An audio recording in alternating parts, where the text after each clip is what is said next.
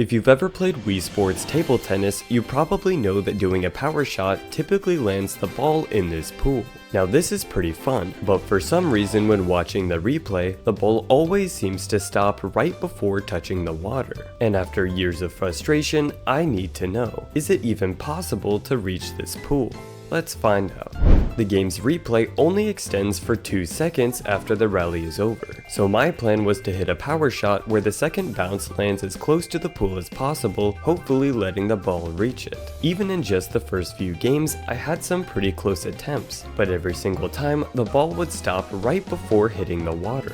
Over time, multiple games passed and my skill points were growing like crazy, but still, not a single ball reached the pool. On a positive note, I did have this serve where I somehow managed to miss the table, so that's pretty interesting. This challenge ended up taking so long that I actually made it to the champion, and during our game I got our score all the way to 20-20, but still not one ball reached the pool. At this point I thought about just calling it quits until I remembered a secret. If you hold 2 on the loading screen, you can change the score from a 6-point game to an 11-point game. Now I know this sounds pointless, but it also makes the ball speed much faster, meaning we should have no problems reaching the pool. At least that's what I thought.